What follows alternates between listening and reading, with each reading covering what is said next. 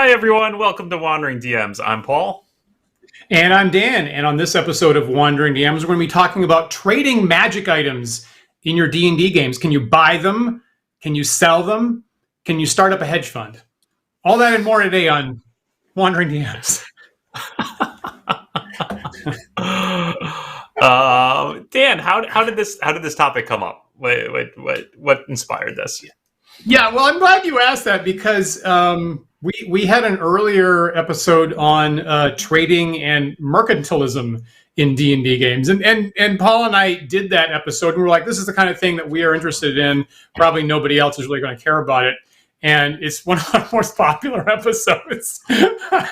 and so we were thinking about, like, that does actually isn't a topic that interests us.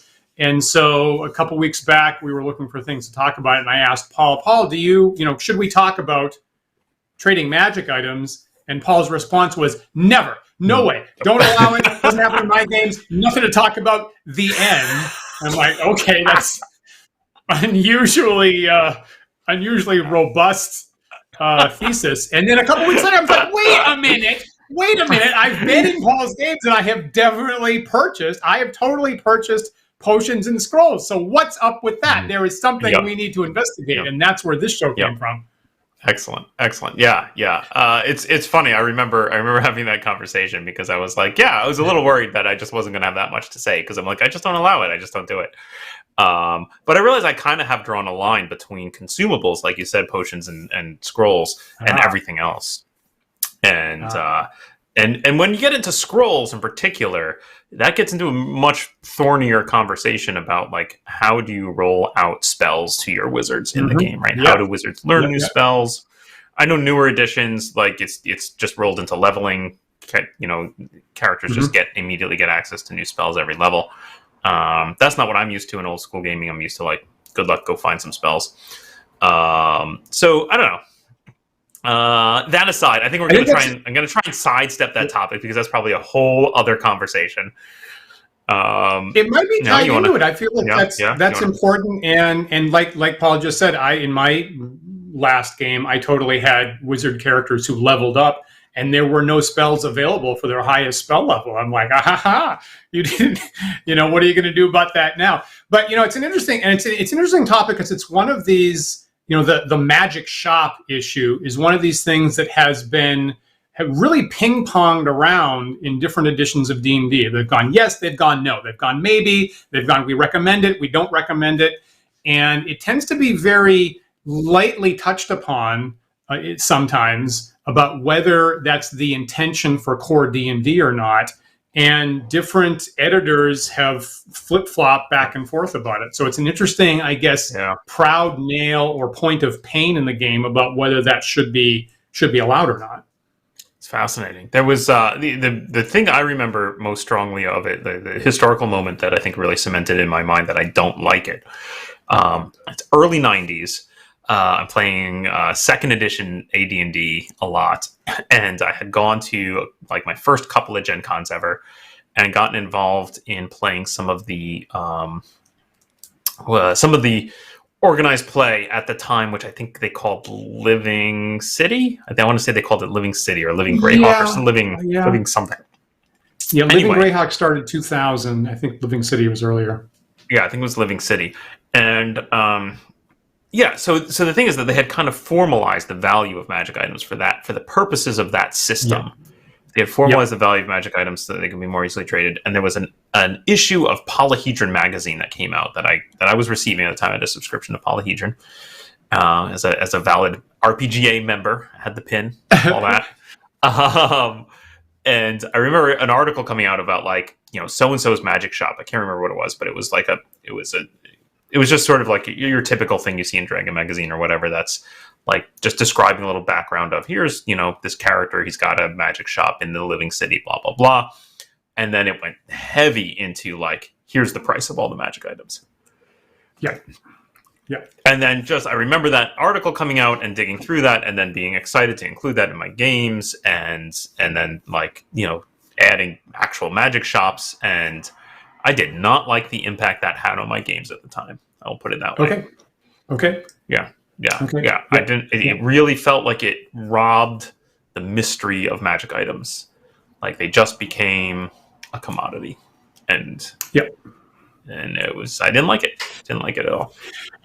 And likewise, I think in that same vein, in short, right, that was not, buying and selling magic items was not built into the 0 edition rules, and then they had big, long, comprehensive tables in the 1st edition AD&D rules. Every single magic item had a sale price attached, and then that was taken out in 2nd edition. So Dave Cook came through in 2nd edition, and to a large part, that's pretty much a copy paste of the rules from 1st edition, but he very carefully sliced out all the sale values in 2nd edition, and then it came back in 3rd. And then in 3rd, every single item in the game has a specific sale price, and it specifically says in the book. And so what I remember is that if you make a character in 3rd edition, just exactly like Paul just said, you are allowed to pick any magic item for a particular price point at that level. And I had a roommate at the time that I introduced to D&D at a slightly higher level, and he spent a whole week optimizing the initial magic item purchases for his character, and I felt so bad. And he was sitting there with a spreadsheet that somebody else had developed, pinging that I could buy this, but I could buy that, I could get a better armor, I could get a better weapon. He spent a whole week optimizing, and I felt so bad about that. And that's what made me not want that kind of open access in my game either. Yeah.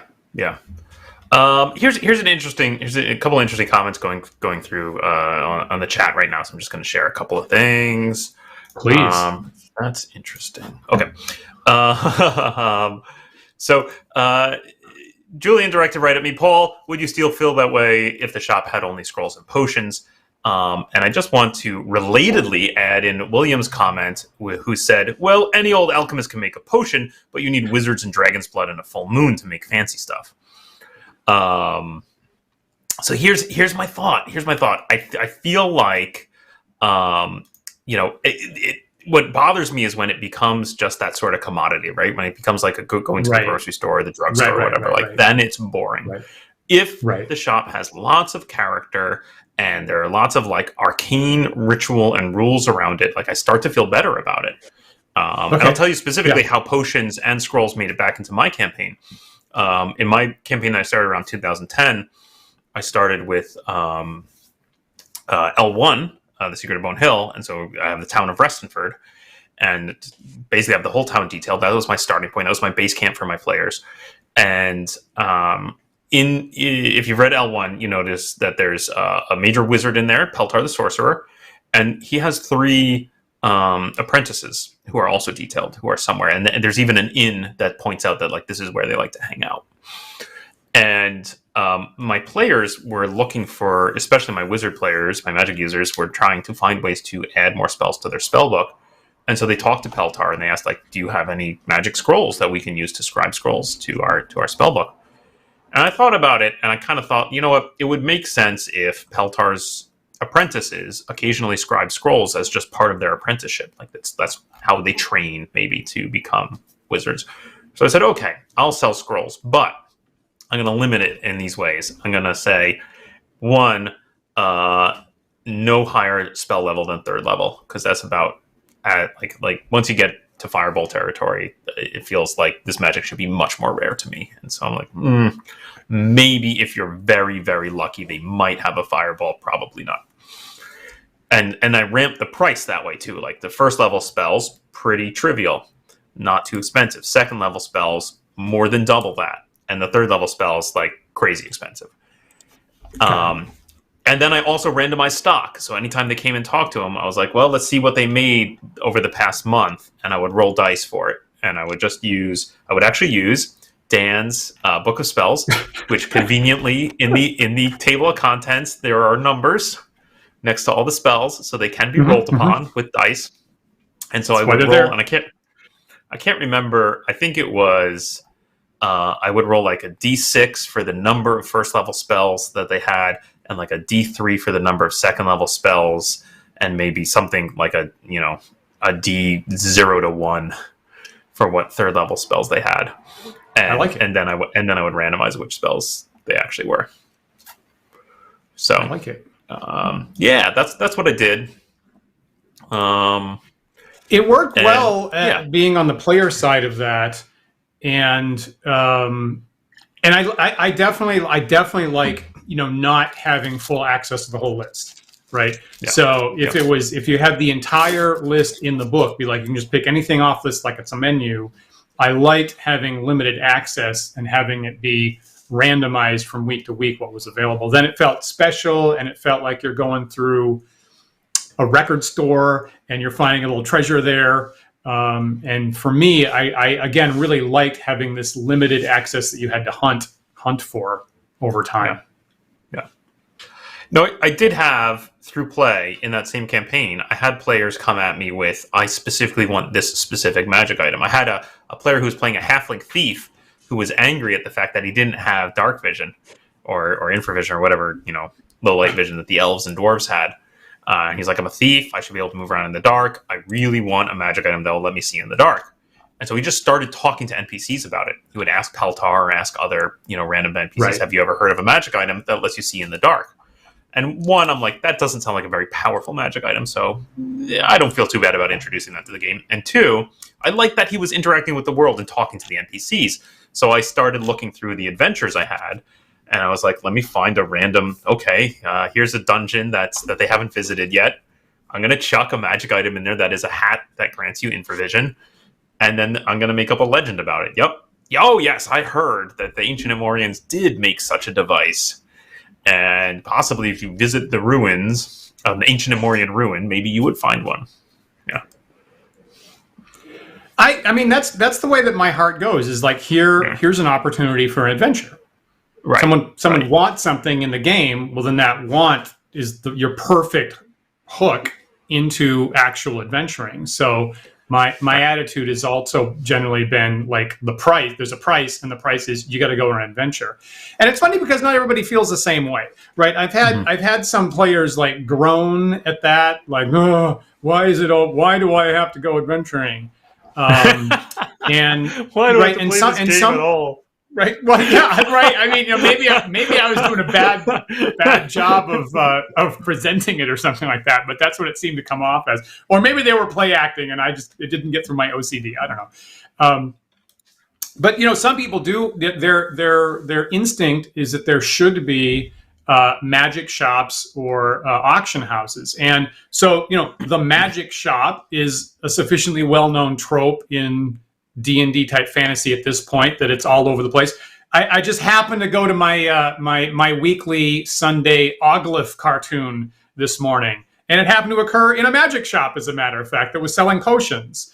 And we can't put the comic up on screen in our episode, but you can go find the Glamour Aid. I love Oglyph myself. It's the Glamour Aid episode. And things don't turn out as well as you'd think to begin with. I'll just say that. Yeah. But there is a potion shop, and that's part of a lot of people's expectations for a fantasy world. You might want. I'm interested in. Again, a couple of great comments there. I'm interested in William's second to last comment, where he figures there must be a market for magic items. Go ahead, just read it out to us, Dan. So William says, I figure there must be a market for magic items, but it is more like rare art and the collectibles world. They go for sale at auctions, probably secret auctions that you never heard of and need an invite. And it's interesting that William says that, because that's pretty much exactly what is suggested currently in the 5th edition D&D DM's guide. And in fact, let me just look here. So I'm looking at that section under the possibility of buying and selling. And on the one hand, the 5th edition rules nowadays, they suggest their initial suggestion is, unless you decide your campaign works otherwise, most magic items are so rare they aren't available for purchase. And the next paragraph says, in a large city with an academy of magic, this might be an option.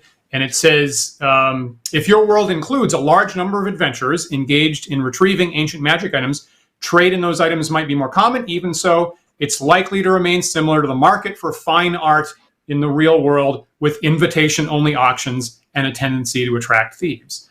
How do you feel about that, Paul? How do you feel about this? Yeah, right. I mean, it sounds like you're slowly stepping towards and leaning into the and now this is an adventure, and now this is a whole session where we role play stuff out, and something goes awry, right? You bid on a thing, you go and you pay for it, and then when you go to pick it up, it gets stolen. Like that sounds great to me. Like let's. I think that's it. The way I want my players to pay for magic items is through play, right? Not through just deduct coins off their character sheet. I want them to have to work for it and go through an adventure and establish and make the world richer as a result. That's legit. But what about a little while back, Joshua reminded us about Dave Hargrave's Arduin Grimoire, where there is a multiversal trading company outpost down the dungeon. So if you find the right place in your mega dungeon, there is a general buying and selling and trading in the dungeon itself. And of course, that also harkens back to my understanding of Gygax's Castle Greyhawk, is that there was a post of guardian elves right outside the entrance to the dungeons. And I believe to get out, you had to pay a toll of a magic item every time you came out, I believe. Jeez. Which is kind of interesting because on the one hand, some people say that early games were really super stingy, but on the other hand, there must have been enough magic floating around that the party could dependably get one or more items per session. Yeah. So here's, an interesting thing that we're bordering into here is one of the cases more recently where this came up for me is in playing a 5th edition campaign. Now, the interesting points about this campaign is it was long running with a group of many GMs. So we were in fact taking it in turns to who was the GM, right? And I had recently gone on a tirade about the 5th edition rule for attunement. I specifically don't like the attuning rule. Right. Okay. And so I was like, let's get rid of it. Let's get rid of attunement. I hate it. It's dumb. But the thing is, it is attempting, though I think poorly, to solve a problem, which is players carrying on way too many magic items. And just being able to trade them across with each other willy-nilly. And just, again, it kind of gets down to treating them like a commodity rather than, amazing artifacts that they're meant to be. So I was like, let's get rid of attunement. And that's fine if you have exactly one GM with their hand firmly on the throttle of how frequently and how much and what kinds of magic items are being handed out. And it turns out, if you just get rid of that rule and you're in a rotating GM game, and different GMs will have different opinions on how many magic items should be in the game. And suddenly our game was flooded with them. And players had way too many, and they were able to just use them and trade them amongst each other, and magic items became boring. Fascinating. I hadn't known how that came out, Paul. I'm so glad you told me that. Yeah. So I'm kind of on the fence about attunement these days, where I'm like, I still don't like it as a rule. I still don't think it's very good. It's inelegant, but it is solving a problem. Right. And I don't have a better solution for that problem other than just, be a hard ass. Which is fine. It's funny because that's a 5th edition innovation. Attunement. Attunement was not a thing that was in any edition 0, 1, 2, 3, 4, basic, BX, anything. And I'm surprised that why did I not see this as a problem before? Why I never felt like I was lacking a rule for that in prior editions, and I'm surprised. Why didn't this feel like a necessary thing to clamp down on players sharing magic items before? I'm kind of at a loss. Did I just not have enough items in my game that was an issue or something like that? I don't know. Certainly, 5th edition ramps up. I don't know. I was going to say 5th edition ramps up the variety of magic items, but I'm not sure that's actually true. But 5th edition certainly has more character abilities, right? You have a lot more different classes with a lot of different more abilities coming to them. And I think 5th edition wants to focus on those more and kind of step away from the magic items. Whereas I do feel like in old school D&D, especially at high level, I think your character does start to get defined by what magic items they own. True. Undeniable. I think, original D&D fighters had no abilities Yep. except hitting a bunch of times if against one hit die opponents. And in fact, it's, you know, there's the original D&D block for fighters is exactly one paragraph, and it says their primary ability is to use any kind of weapon-based magic item. And a lot of people would argue that that specifically keys into the intelligent special ability swords rules that Dave Arneson wrote, because fighters are the only type that can use those swords. And so in most of our classic games, your characters were largely identified by what kind of magic items they had later on. Totally true. You know, I'll say this. Okay, I saw an interesting little side tangent here. I saw an interesting anecdote on D&D Twitter the other day about a DM who was making custom magic items, was a little bit worried about this issue about freely sharing them. So they made one magic item that just totally absorbed all damaging spells. So any, like targeted spells, area spells, no problem. The person wearing it, totally immune, no rolls whatsoever. Now, what he didn't tell the players is that he was tracking how many points it had absorbed over time.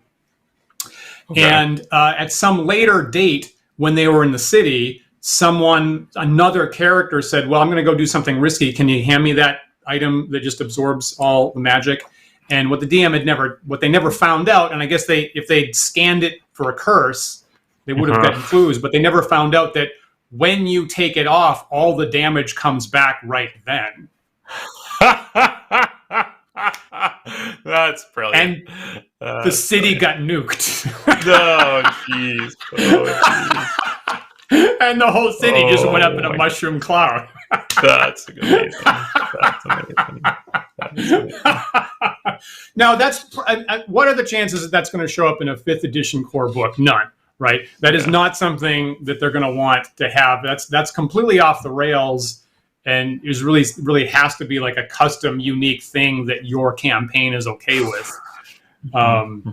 But you know, that's one thing that used to happen. Actually, is the very first supplement to original D&D, the Greyhawk, is most of the magic items are actually cursed versions of the original magic items in the little brown book. All the items in Greyhawk are actually just cursed, twisted versions of the things that you wanted.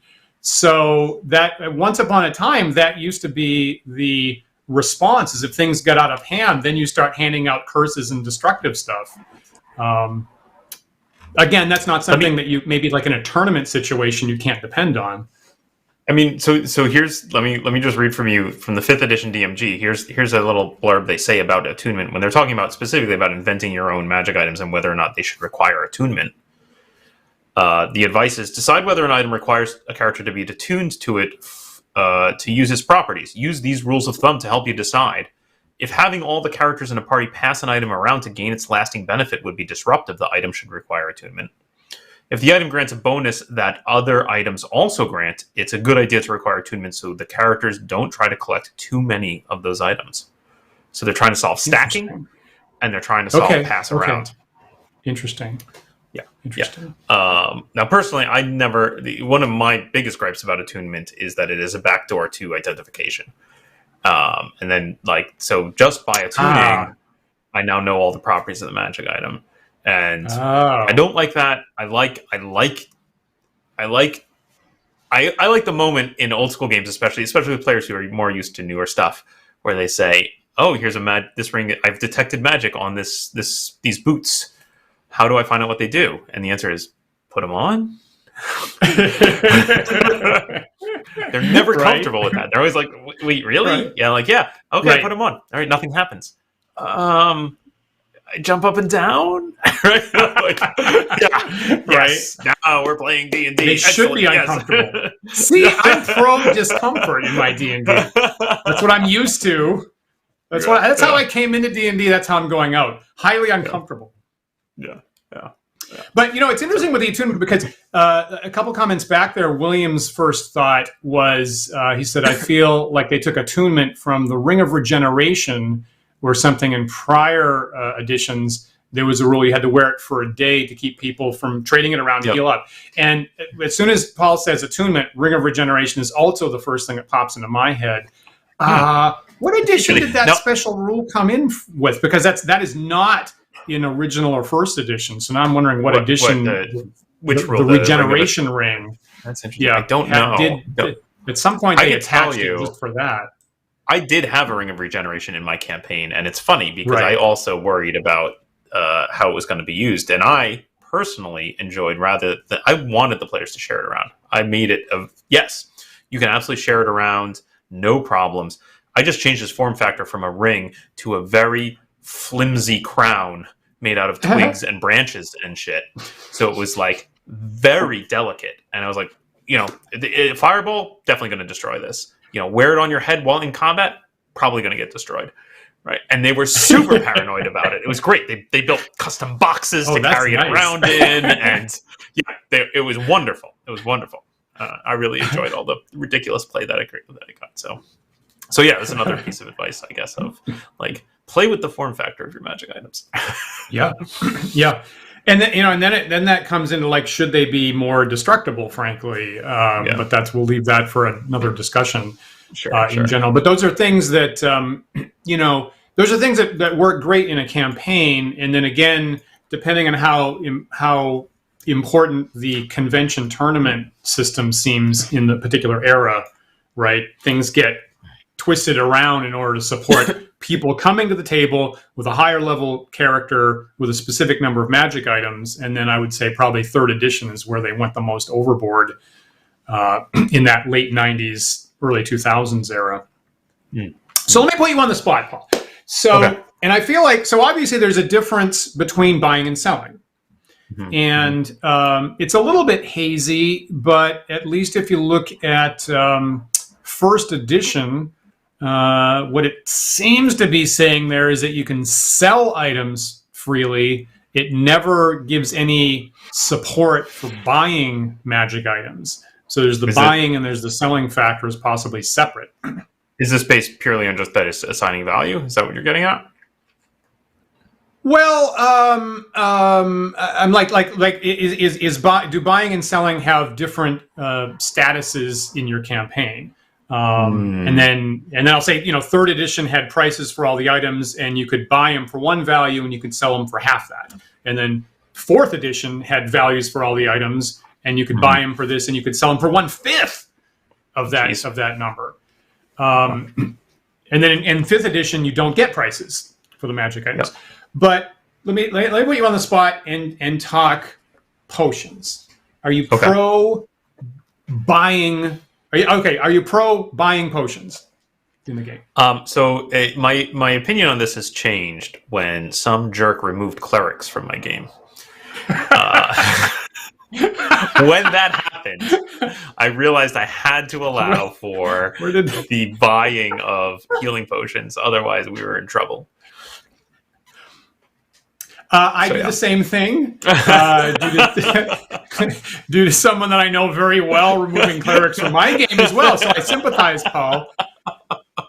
And for what it's worth, I have had now, and I have it, in my campaign, I had that in a specific place. So there's a particular character in a particular place that was an alchemist. Okay. And frankly, as we pointed out in the books of all along, they've said, alchemist characters can make magic potions. They've had that forever. So I feel like an alchemy shop is right in the text and always has been.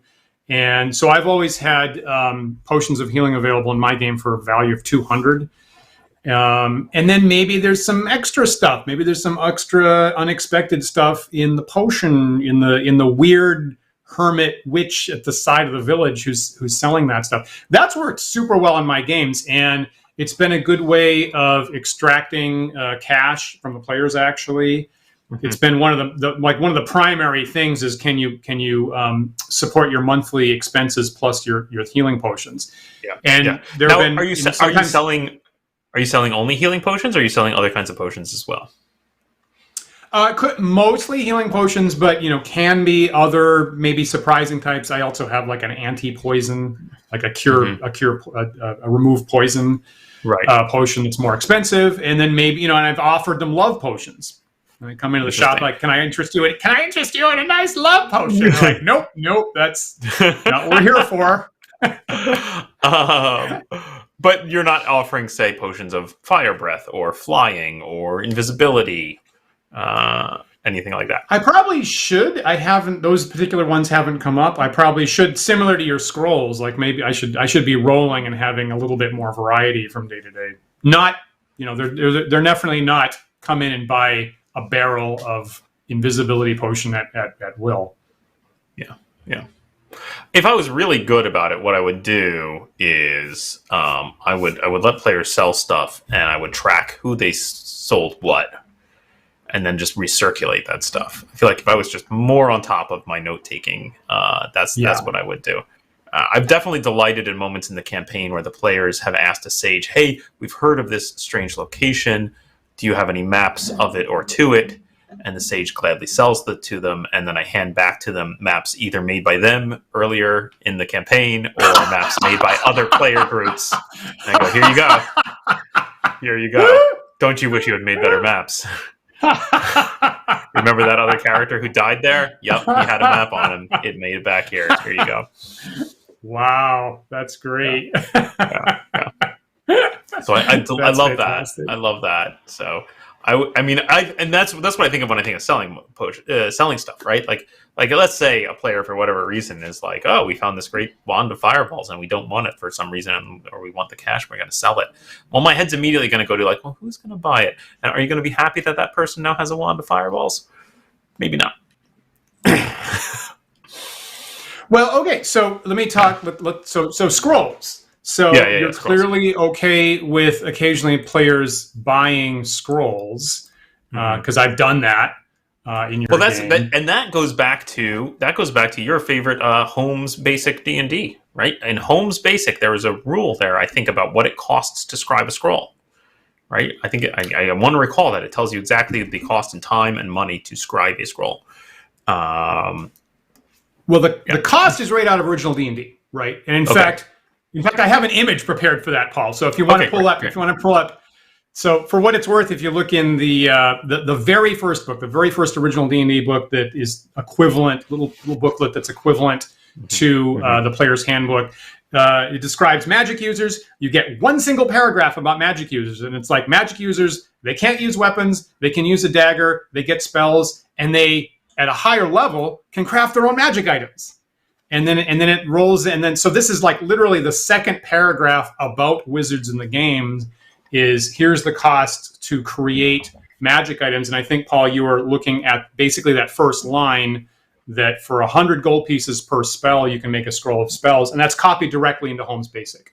Yeah. Now, the thing that I want to press you on is that in original D&D, to be able to craft magic items, you had to be enormously high level. What that text there says is you need to be wizard class, which means 11th level. You need to be 11th level before you can even make a potion of healing or a scroll of spells.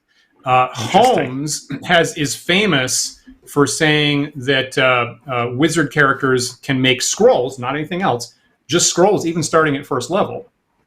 Yep, and that's where I ended up with on my Peltar's apprentices making scrolls. Was like, well, he says they can do it. It seems like a good way to practice. And then I have layers upon layers on top of that of like other expenses and limitations on how many scrolls you can copy into your spell book. Gotcha. Chances to learn the spell, and needing to wait to level up to do it, to try it again when you fail and stuff like that. And of course, I assume scrolls are always destroyed the moment you do anything with them, whether it's read it off or try to scribe it. Right. So yes, I am a hard ass about that. If you try to scribe a scroll into your spell book and fail, the scroll is still gone. Good for you. That's the way it ought to be. Yeah. This is the way, Paul. Yeah. It's all risky. Yeah. But I was wondering about, because I don't think because normally I feel like you're normally looking at Moldvay BX or something like that, and that it's interesting because that rule is not in there, to my knowledge. So really the only rule set that allowed that at first level was either Holmes Basic, and then third edition, and then third edition brought it back, and you could scribe scrolls at first level. Yeah. I don't mind it. I like making. I like magic users making scrolls. I like using it as a way that they're maybe going to make a little money between each other by trading and selling them. I like it as a buffer between the like, can I borrow your spell book? Because like, no, of course you can't borrow my spell book, right? Like that's like no, but maybe I'll scribe a scroll for you. I like that. I think that's a really. I'm so glad you said that, and you said it at the top of the episode, obviously, and I feel like I need to work that more into my games because the problem of how do wizards acquire new spells? Honestly, I've been too stingy about scrolls in the dungeon, and it kind of hurt. It kind of hurt my game a little bit. And then as we were talking about before the show started, then suddenly the players find a spell book, and then it's a Niagara Falls of new spells, and then all of a sudden they get like a dozen all at once. And that book gets passed around, and everybody winds up with the same spells. And I would be better off, I think, in my game if I gave them in smaller chunks of scrolls. And frankly, the big mistake I make is that I'm rolling random treasure for a dungeon, and frequently, I'll confess, I roll scroll, and I go, that's boring. I'm going to roll something else. But if I do that too much, all of a sudden I've removed the main opportunity for wizards to get new spells. Yep. That's a mistake I've made. I mean, I might encourage to possibly, when you get to that point, say, that's boring. What else is also there? Keep the scroll. Add something. Oh. Yep. Okay. Yep. I can get behind that.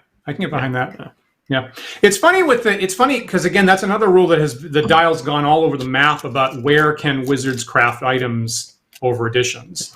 And I agree. Joshua just pointed out, it really does seem too high. If you get to 11th, if you're a wizard of 11th level, why are you going to spend a week of your valuable time making a read magic scroll? Right? That just doesn't. Just on the face of it, just doesn't seem beginning reasonable. So I dialed down those requirements in my games.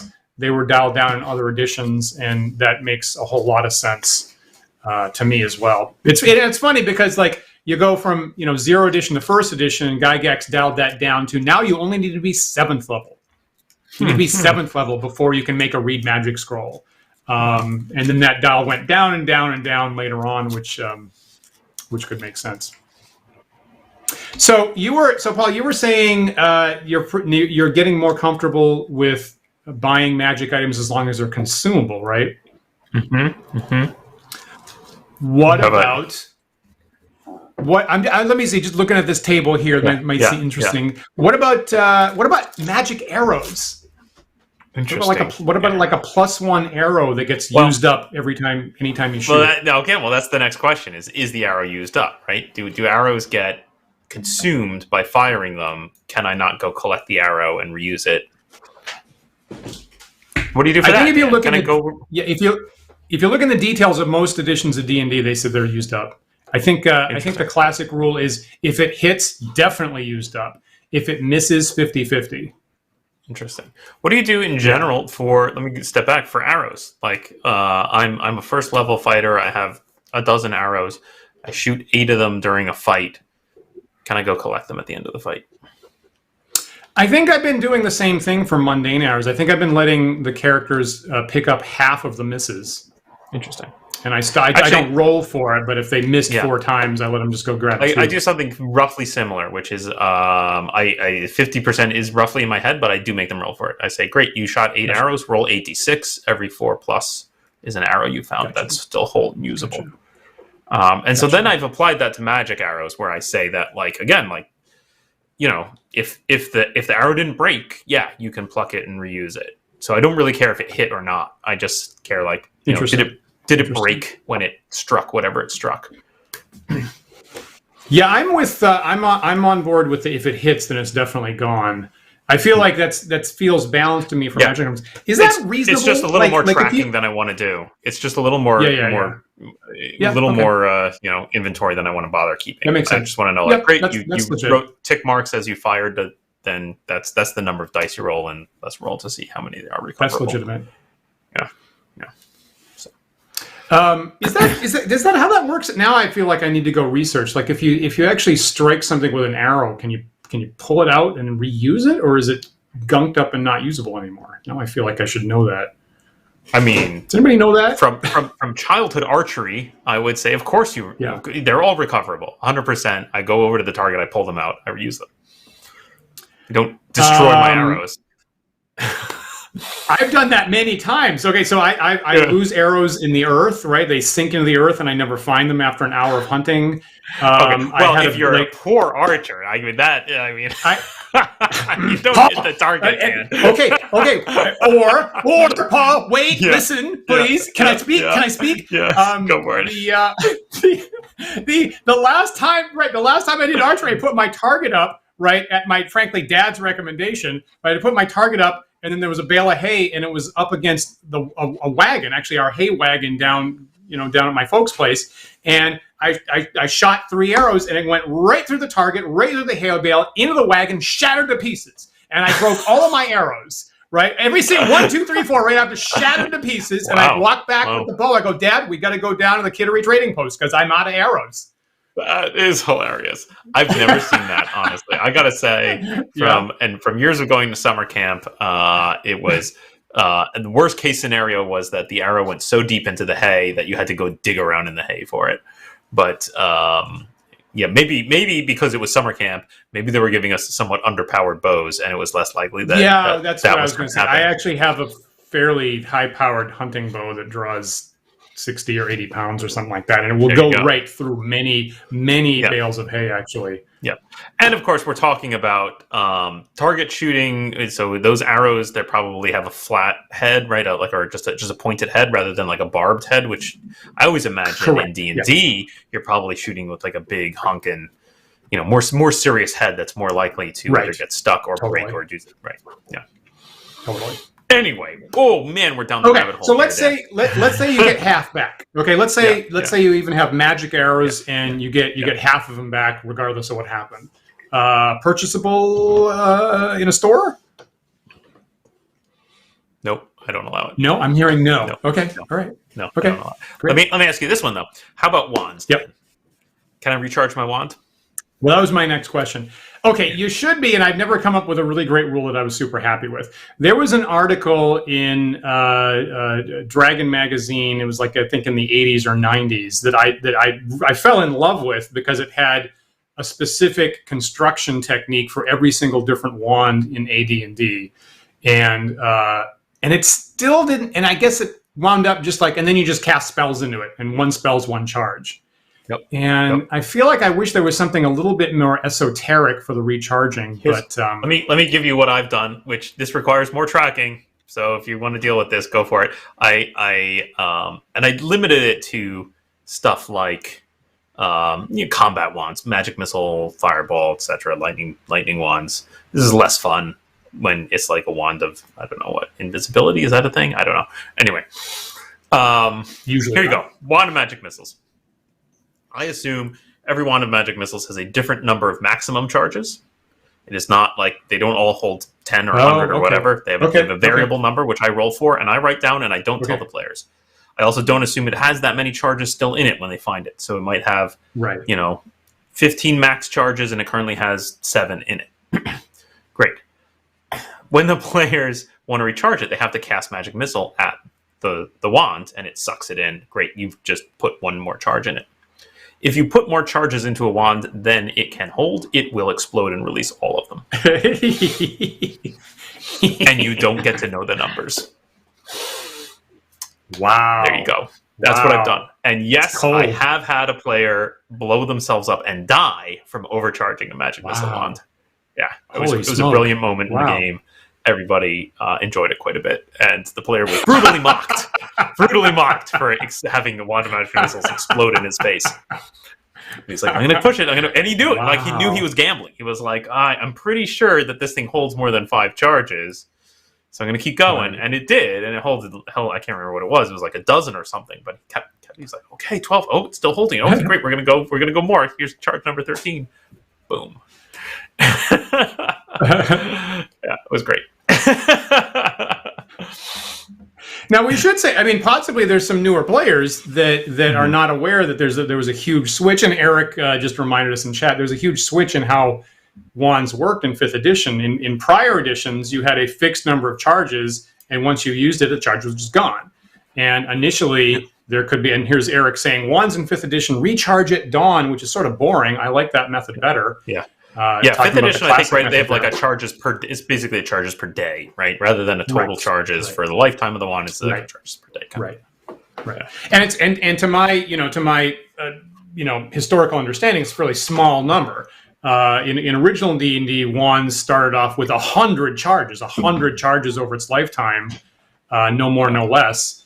And in 5th edition now, it's like, what, 5? It might be like 3 or 5 or something like that on the day. Because it's a per day thing, right? Right. I want there to be a good number of charges. I feel like 100 is too much, but I feel like I like to variable. I like to randomize it, so I might just toss a couple d20s, like 2 or 3 d20. That's how many. Right. I can see. I mean, so frankly, like the price, the construction price list in original D&D that we were looking before. If I crunch numbers on that, like I find that like about 20 seems about right. So about 20 charges winds up being about the same value as if you made 20 scrolls under that pricing system. So I generally go for 20 in a wand, and I think that's the same thing they did in BX, I believe. That Moldvay did. So, and 20 feels like a number that you're going to keep track of. Like if I have like, oh, now I've got 86, now I've got 85, now I've got 84. That doesn't seem like there's any pressure around that. But like 20, and I'm getting through the teens, and then I'm in the single digits. Then you're keeping track of that.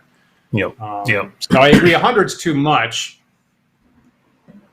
And if you find one, certainly I'll roll a d20, frankly, to see how many's left in it right now. Great. I would not want people going out and buying wands, right? So I would definitely not want to have people go out and purchase wands from a Harry Potter style wand store. Yeah, right. Now I have allowed them to pay, again, since I have this crazy recharging rule, I have allowed them to pay NPC magic users to do the recharging for them. But it's expensive. Yeah, that makes sense. Because it's risky. Right. Yep, that makes sense. Yep. Right.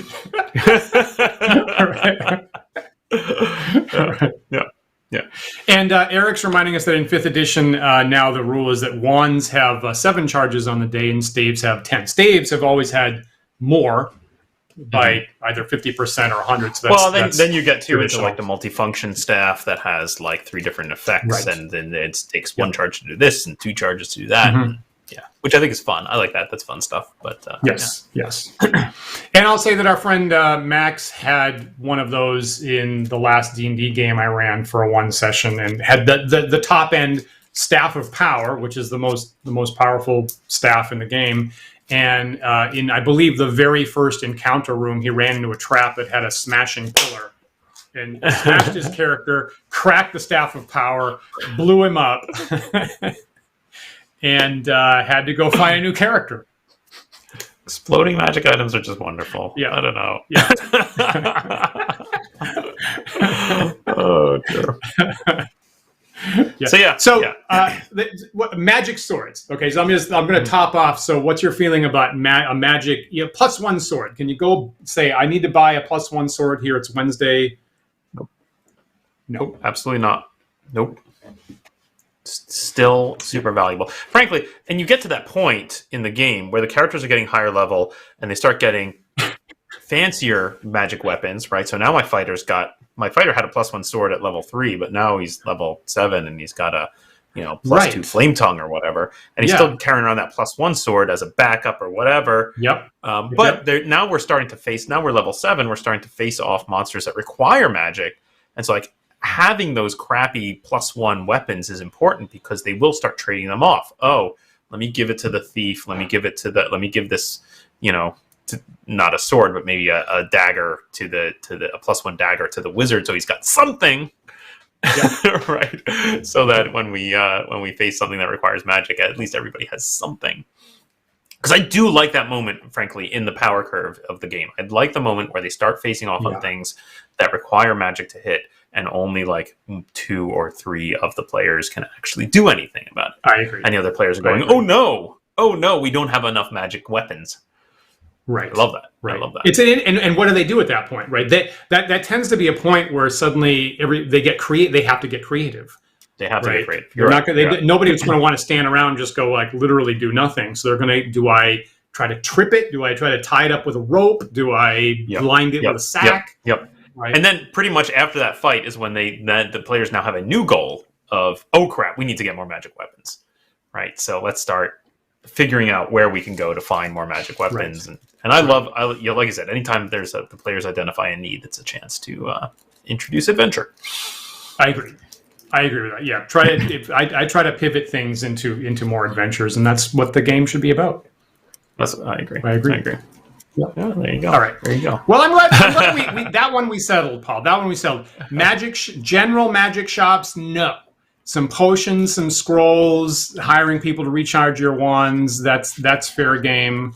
If maybe this 5th edition idea of a secret auction house that actually becomes itself an adventure. Maybe something got stolen by the thieves. I can see that. Or there's so many things you could do with that, and like my head immediately went to now, like if you generally know this magic item is worth 1,000 gold pieces, well, what if someone comes to that auction who's willing to pay much more, right?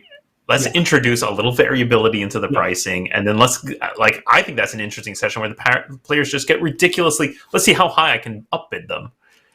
Right, and then either they're going to pay way too much money for this magic item, or they're going to get outbid by this person, and then they're going to have to find out, well, why is this person so interested in this magic item, and what's going on there? It's funny because I've seen that in real life, and like a thought that was running around in my head for this particular topic is, as 21st century Americans, is it possible that we have some amount of blinders on in our capitalist society that everything has a price?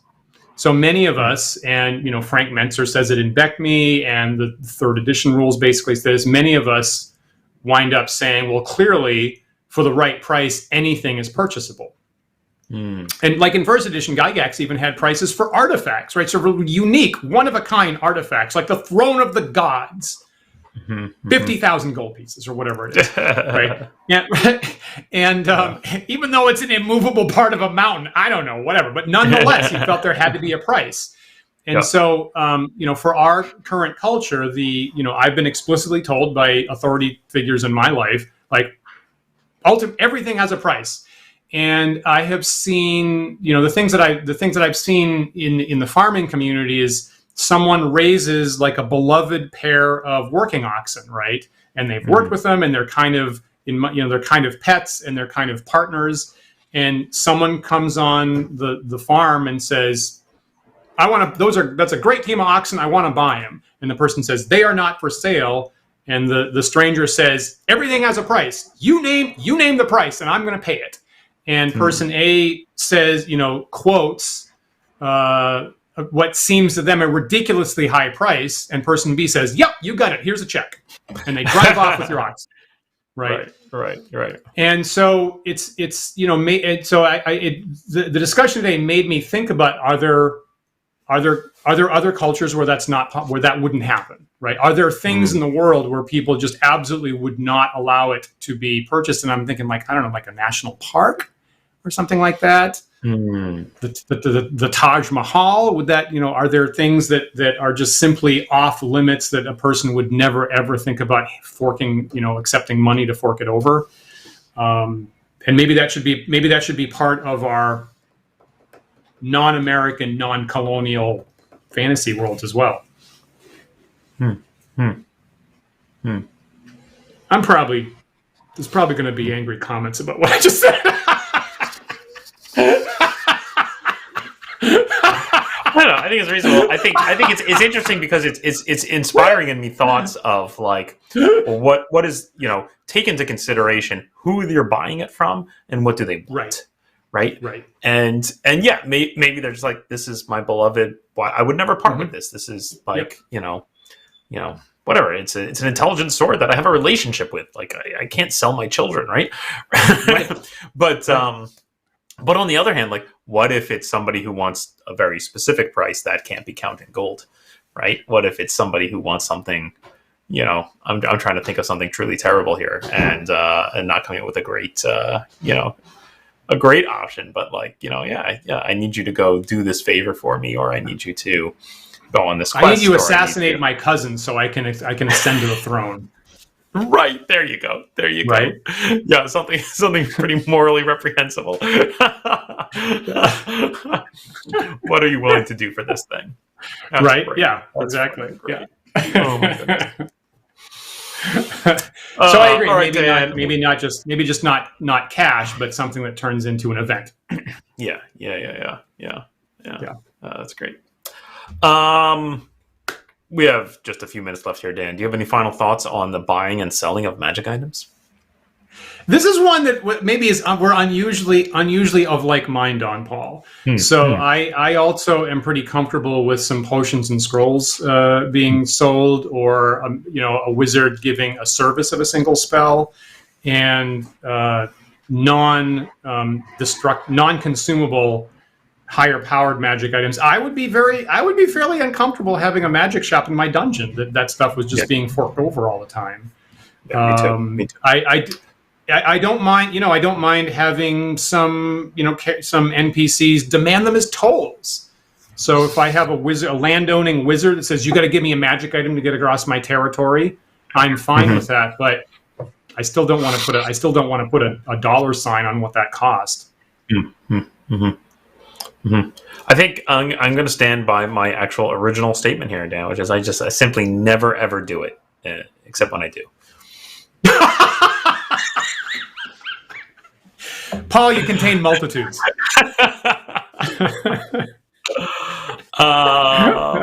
Viewers, do you have any feedback for us? Any further interesting angles? Especially, I'm curious about edge cases of, like we were talking about, rechargeable wands. Or are there other edge cases where you think, like, but this case? I would love to hear about those or other ways that buying and selling magic items have impacted your campaign. Leave us some comments in the video, please. We'd love to hear your thoughts, and perhaps that will spawn off an additional conversation down the road. Yeah, definitely. And if you're new to the show, remember that you can like, follow, and subscribe to us, the Wandering DMs, on sites like YouTube and Twitch and Twitter and Facebook, and also GitHub if you're a coder. And we have the handle Wandering DMs on all of the sites. So please look for us there and follow and get updates on upcoming shows. If you prefer to listen to our show in audio-only podcast format, you can get those podcasts at our website at wanderingdms.com. If you've been watching, they've been pouring out recently. We had got a little backlog of them, but they're coming through now. So go check it out there. Or you can also get our podcast at sites like Google Podcasts or iTunes or Spotify. If you are listening to this show right now on one of those sites, please take a moment to rate and review us there. That helps other users of those sites find us, and we really appreciate it. Yeah, we really do. And of course, huge thanks to our patrons who support the Wandering DM shows. If you'd like to join them, please visit patreon.com/wanderingdms, and you're going to see our 3 different tiers there. We have discounts on merch. We have access to our private Discord server, all kinds of great discussions happening there, monthly behind-the-scenes video polls and surveys, and after-party chat, like we'll have this Sunday in about 10 minutes. We'll be on Discord. Upcoming shows, Paul should be back tomorrow night, Monday, for more 10 Dead Rats. Isabel and I are working real hard trying to find a Saturday that we can have a Book of War show that she's not working on a movie here in New York or something like that, which has been happening quite a lot. So hopefully, maybe this week, if not the next week. But don't forget, of course, we are live every Sunday here at 1 p.m. Eastern Time, so we hope you'll join us again next week for another thought-provoking discussion. We'll see you then.